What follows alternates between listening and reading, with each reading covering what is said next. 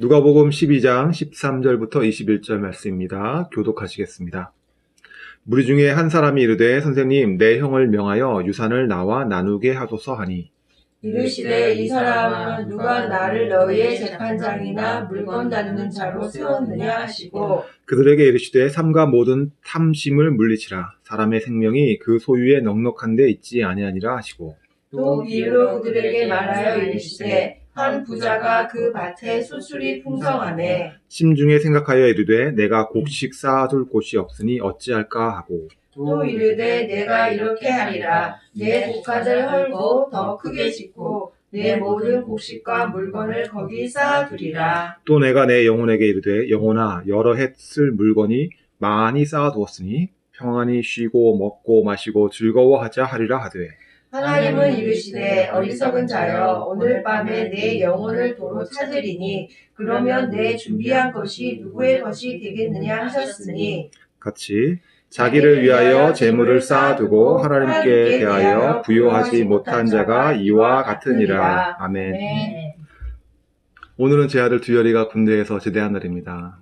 그동안 국방의 의무를 다하고 이렇게 와서 대견스럽고 또 건강한 모습으로 제대해서 하나님께 감사드리고 또 기쁜 날입니다. 제 아들한테 무슨 설교를 할까 고민하다가 오늘 본문을 정했습니다. 오늘 본문에서는 한 사람이 나와서 예수님께 와서 부탁을 합니다. 예수님, 내가 너무 억울합니다. 제 형이요, 아버지의 재산을 다 가져버리고 저한테는 한 푼도 주지 않습니다. 예수님 가서 따끔하게 혼내주시고 저한테 재산을 나눠주도록 하세요. 이렇게 와서 예수님께 부탁을 합니다. 근데 이렇게 부탁을 받을 때는요, 항상 양쪽 말을 다 들어봐야 됩니다. 한쪽 말을 막 듣고 바로 판단해버리면 안 되죠. 예수님은 그 부탁에 대해서 거절하시고요. 대신에 어리석은 부자 이야기를 여러 사람들 앞에서 이야기를 시작하셨습니다. 한 부자가 많은 것을 거뒀습니다. 요즘 같으면 사업에서 대박이 난 거죠. 근데 그 사람이 무슨 비도덕적으로 무슨 나쁜 일을 해서 이렇게 풍성한 수확을 얻은 게 아니고요.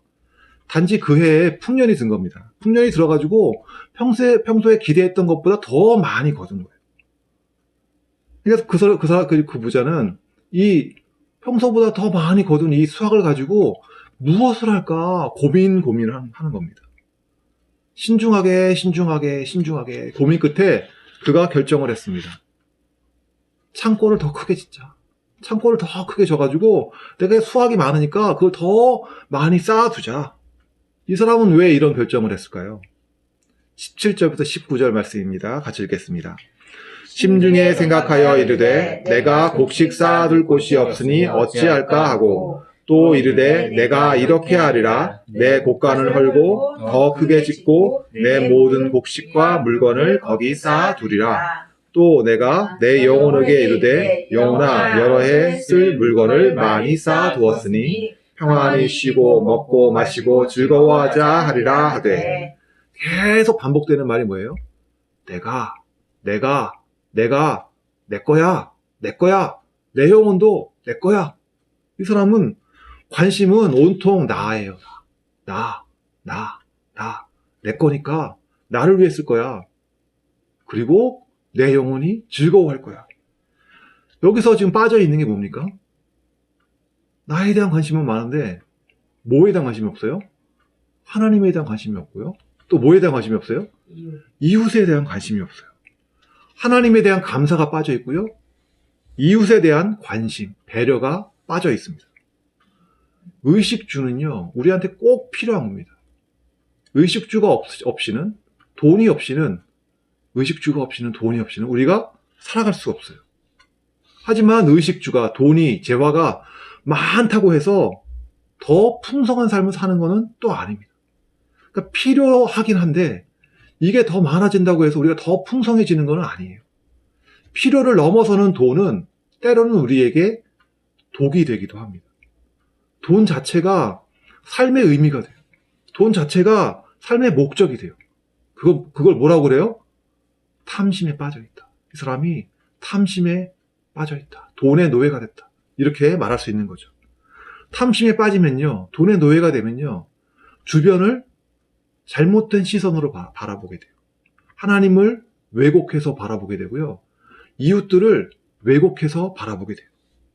직원을 하나님의 형상으로 창조한 나와 같은 또 하나의 인격으로 보는 것이 아니라 뭘로 봐요? 돈 벌어오는 도구, 수단으로 보는 거죠. 그래서 직원이 만약에 돈을 잘 못 벌어와, 돈벌이 가치가 없어, 그럼 어떻게 돼요? 해고하는 거죠. 또 거래처라든지 고객이라든지 이런 분들을 나와 관계를 맺고 서로 도우면서 살아가는 존재로 보기보다는 뭘로 보는 거예요? 돈벌이 수단으로 보는 거죠. 또 내 이권을 위해서는 힘 있는 사람하고 권력 있는 사람하고 결탁하고 그 사람에게 뇌물을 주고 그렇게 해서 자신뿐만 아니라 사회에도 해악을 미치는 거예요. 해악을 미치는 것이 바로 탐심입니다. 탐심은 나뿐만 아니라 사회에도 해악을 미치게 되는 겁니다. 부자는 자기 거니까 내 거니까 내가 알아서 결정할게 라고 생각했는지 모르지만 어떻게 결정했어요? 하나님께서 기뻐하지 않는 방식으로 사용하기로 결정한 겁니다.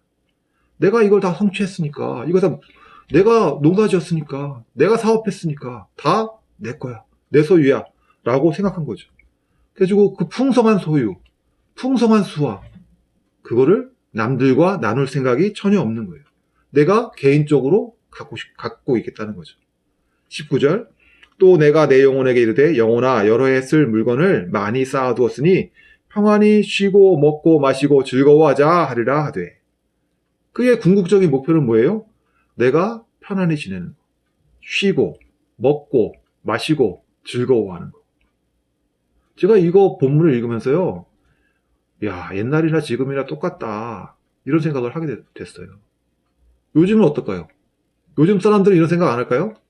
내가 즐거워하고 먹고 마시고 즐거워하고 쉬자. 요즘 사람들도 똑같습니다. 요즘의 라이프 스타일 대표적인 것 중에 하나가 YOLO예요. YOLO. Y-O-L-O. You only live once. 딱 인생은 한 번뿐이라는 거예요. 넌 한 번 사는 거야. 한 번 사는 인생 어떻게? 구질구질하게 살지 말고 내가 지금 현재를 즐거워하면서 현재를 행복하게 살자. 또 돈 있어? 그러면 써. 너를 위해서 써. 그래서 사람들이 명품을 아낌없이 사는 거죠. 명품 가격이 계속 올라간대요. 근데도 소비가 줄지 않는다고. 샤넬, 에르메스 이런 명품들, 또 시계 비싼 거 있죠. 롤렉스 이런 것들. 없어서 못 판다는 거예요. 없어서. 욜로가 요즘에 대표적인 라이프 스타일이죠. 또한 이와 비슷한 것 중에 하나가 파이어족이라고, 요즘에 젊은 사람들이 financially independent 그리고 early retirement. retirement early. 그러니까 빨리 경제적으로 독립을 이뤄서 조기 은퇴하겠다 이거예요. 젊을 때 악착같이 벌어서, 젊을 때는 돈 벌면서 소비를 줄이고 악착같이 저축하고 모아서 돈을 모아서 빨리 은퇴하고 그때 뭐 하겠다는 거예요? 먹고 쉬고 마시고 즐거워하자. 인생을 즐기자. 그러니까 욜로나 파이어족이나 결론은 똑같아요. 인생을 즐기자. 먹고 쉬고 마시고 즐거워하자. 내가 젊을 때 빨리 돈을 모아서 그 돈을 가지고 내 인생을 즐기자. 내 계좌에 내 돈이 쌓여갈 때 내 생명이 쌓여가는 거다. 이렇게 보고 있는 거죠. 그러니까 옛날이나 지금이나 똑같죠. 인생에 나만 있고 뭐가 없어요? 하나님이 없고 이웃이 빠져 있는 거죠. 예수님은 21절에서 이렇게 말씀하세요. 그 부자를 자신을 위해서는 보물을 쌓았을지 모르지만 하나님을 향해서는 부요치 못한 사람이었다. 이 사람은 돈을 쥐고 있어야지 내가 살 수 있다, 이렇게 착각을 하고 있는 거죠. 오히려 예수님은 15절에서 이렇게 말씀하세요. 사람의 생명이 그 소유의 넉넉함에 있지 않다. 소유가 넉넉하면 생명이 더 길어지는 게 아니라는 거예요. 사람의 생명은 어디에 달려있어요? 사람의 영혼은 어디에 달려있어요? 하나님께 달려있어요. 그래서 20절에 부자가 내가 돈 많이 모아놨으니까 이제는 내가 쉬자, 먹고 놀자, 즐기자 했지만 20절에 뭐라 그래요? 하나님은 이르시되 어리석은 자여 오늘 밤에 내 영혼을 도로 되찾으리니 그러면 내 준비한 것이 누구의 것이 되겠느냐 하셨으니. 죽은 이후에는 이 부자는 어떤 운명을 맞게 될까요? 착하게 살았으니까 천국 갈까요? 어떨까요? 누가복음 16장에는요 부자와 나사로의 비유가 있습니다. 부자와 나사로가요 동시에 죽었어요. 근데 그의 운명은 완전히 180도 바뀌었어요. 부자는 어떻게 됐어요? 부자는 지옥에 갔어요. 반면에 저기 아브라함의 품에 있는 사람을 보니까 누구였어요? 나사로가 아브라함의 품에 있는 거예요. 천국에 있는 거예요. 부자는 지옥에 갔는데 저기 나사로는 천국에 가 있는 거예요. 부자가 왜 지옥에 갔을까요? 돈을 많이 모으는 게 죄악이에요? 돈을 부정한 방법으로 모았을까요? 그런 거는 안 써 있어요. 성경에 그런 언급은 없습니다. 이 부자가 정직하게 벌었는지 부정하게 벌었는지 이런 거는 성경에 나와 있지 않아요. 하지만 부자의 잘못에 대해서 성경은 분명히 지적합니다. 부자의 대문 앞에 늘 구걸하며 앉아있는 나사로에 대해서 부자는 관심이 있었을까요? 없었을까요? 관심이 없었어요. 그의 어려움에 관심이 없었고 그 나사로의 필요에 부자는 전혀 반응하지 않았어요. 무관심했어요. 그 결과가 뭐예요? 하나님의 심판을 받게 된 거예요. 부자가 부자였기 때문에 심판받은 것이 아니라 부자가 그 돈을 내 것으로만 생각하고 하나님을 기억하지 않았고 그 이웃을 에웃에게 베풀지 않았기 때문에 그 부자는 심판을 받은 겁니다. 성경은 이렇게 탐심에 대해서 경고합니다. 마태복음 6장 24절에 너희가 하나님과 재물을 겸하여 섬기지 못한다. 하나님과 재물을 겸하여 섬기지 못한다. 이런 탐심은 그러면 부자에게만 문제가 될까요? 가난한 사람은 이런 탐심의 문제가 없어요? 그렇지 않아요. 탐심의 문제는 소유의 많고 적음의 문제가 아니에요. 소유가 많은 사람이나 적은 사람이나 누구나 빠질 수 있는 것이 바로 탐심의 유혹입니다. 어떤 사람이 내가 30대기 전에 내가 1억을 모아야겠다 이런 결심을 했어요. 열심히 일했어요. 뼈 빠지게 일하고 악착같이 벌었어요. 그래가지고 이 사람의 잔고가 점점 계좌에 돈이 점점 늘어난 거예요. 8천만 원, 9천만 원, 이제 거의 자기 목표에 다 다른 거예요. 이 사람이 만족하고 기뻐했을까요? 아니요. 이 사람 8천만 원, 9천만 원 모으니까요. 목표를 올려버렸어요. 1억이 아니야. 2억으로 올려야겠다. 그리고 또 뼈 빠지게 일해요. 그리고 이제 그 사람이 거의 또 1억 7천, 8천, 9천, 거의 2억이 다다르게 됐어요. 이 사람이 그럼 만족했을까요? 기뻐했을까요? 아니요. 목표를 또 올려요. 3억, 이번 3억. 계속 쳇바퀴 돌듯이 계속 돌아가는 거예요. 만족을 모르고 계속 모으기만 하는 사람. 이 사람 뭐예요? 이 사람 역시 탐심에 빠져 있는 거죠. 두일이가 이제 군대를 제대하고 이제 사회에 나와서 이제 뭘 할까 아마 고민이 많이 될 거예요. 내가 앞으로 무슨 일을 해야 될지, 내가 앞으로 어떻게 미래를 준비할까 고민이 많이 될 겁니다. 저는 아빠로서는 아들이 무슨 일을 해도 괜찮다고 생각을 해요. 근데 하나님과 이웃, 이 두 가지, 하나님과 이웃, 어떻게 돈을 벌고 어떻게 뭘 해서 먹고 살든지 하나님과 이웃을 꼭 기억해 줬으면 좋겠다 생각을 해요. 물론 이제 돈을 많이 벌었으면 좋겠어요. 네? 하지만 넉넉하게 살았으면 좋겠어요. 근데 그거 아빠들로서 당연히 생각하는 거 아니에요? 하지만 그게 다가 아니라는 거예요. 그게 다가 아니라 버는 만큼 중요한 게 있다는 거예요. 어떻게 하나님께서 주신 이거를 내 거야 하지 말고 이걸 내가 어떻게 잘 사용할까 이것에도 관심을 가져야 된다는 거죠. 돈 버는 데만 관심을 가지는 게 아니라 이걸 어떻게 주신 것을 어떻게 내가 사용할지도 내가 연구하고 관심을 가져야 되는 거죠. 제가 집 근처에서 어떤 목사님이 와서 작은 교회에서 부흥회를 하시는 걸 참가를 했어요. 그게 월요일부터 금요일까지 한 5일 동안 하는 부흥회인데 제가 시간을 내서 참여했어요. 근데 어떤 집사님 한 분이 거기 부흥회에서 카메라를 담당하시는 거예요. 그러니까 거기서 일주일 내내 계시면서 그 촬영을 하고 계신 거예요. 좀 이상하잖아요. 그래가지고 가서 물어봤어요. 뭐 하시는 분이세요? 물어보니까 그 집사님이 자기 사업하는 사람이라는 거예요. 그 더 이상하잖아요. 아니, 사업하는 사람이 왜 여기서 지금 이거 촬영을 하고 있지? 지고 어떻게 이 일을 하시게 됐어요? 라고 여쭤봤어요. 그랬더니 이 집사님이 하는 말씀이 자기가 사업을 하면서 이 목사님한테 은혜를 많이 받았다는 거예요. 기도를 많이 받았다는 거예요. 그러면서 사업이 너무너무 잘 되더라고요. 그리고 처음에 내가 200을 벌었는데 점점 돈을 많이 버니까 500을 벌고 1000을 벌고, 그럼 너무너무 좋아해야 되잖아요. 근데 이 사람이 옛날에는 11조를 20만 원만 하면 됐는데 이제 11조를 하려니까 50만 원, 100만 원 하려니까 이게 너무 아까운 거예요. 이 돈을 내가 다시 또 사업에 집어넣으면 더 빨리 벌 수 있을 것 같은 거예요. 그래가지고 11조를 미루기 시작한 거예요. 그리고 사업이 점점 바빠지니까, 너무너무 바쁘니까 어떻게 해요? 교회에 올 시간이 없는 거예요. 교회 와서 예배 참석할 시간이 없는 거예요. 주일날 빼먹기 시작했어요. 그래가지고 자기 모든 것을 다 바쳐가지고 사업을 일궜는데, 어느 날 갑자기 불황이 찾아와가지고 어느 날 사업이 한순간에 싹 없어졌다. 그리고 자신을 돌아보니까 자기가 그동안 뭐에 빠져 있는 거예요? 탐심에 빠져 있었다. 그 자신을 돌아보는 계기가 됐다는 거죠.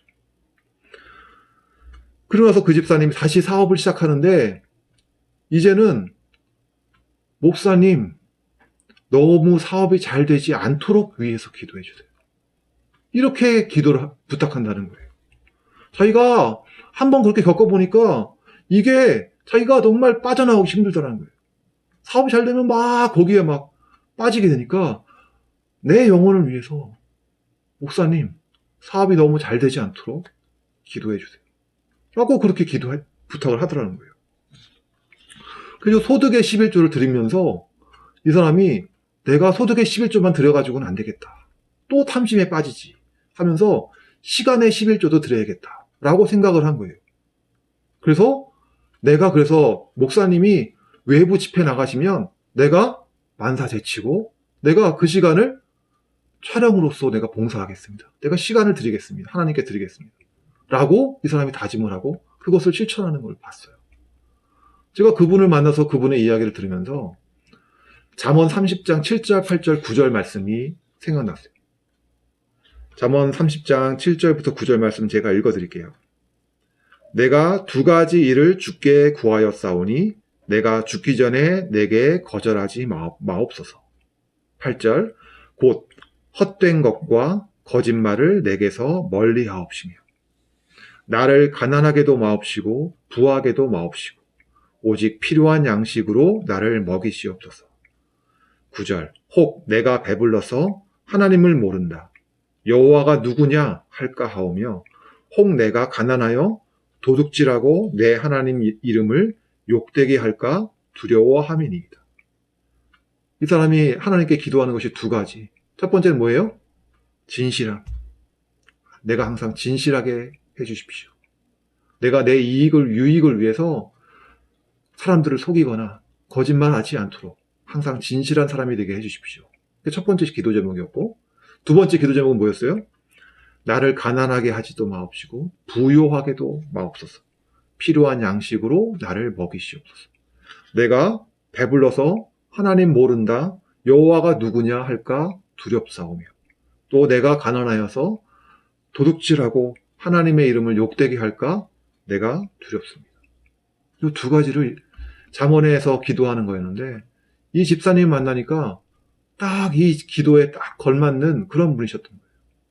그래서 제가 이 잠언 30장 7절, 8절, 9절 말씀이 제 아들에게도 꼭 이루어지길 바랍니다. 진실하고 하나님이 다 먹이시고 필요한 것을 먹이시니까 너무 부요하지도 너무 가난하지도 않게 살게 해 주십시오. 돈의 힘, 탐심 이거요 정말 만만한 게 아닙니다. 난 괜찮을 거야. 안일하게 생각하면 우리는 그냥 당하고 맙니다. 평소에 우리가 훈련이 돼 있어야 됩니다. 탐심에 넘어가지 않기 위해서는요. 11조 철저하게 하는 거 이것도 꼭 중요합니다. 그러니까 내가 땀 흘려 번 돈이라고 너무 소중한 돈이잖아요.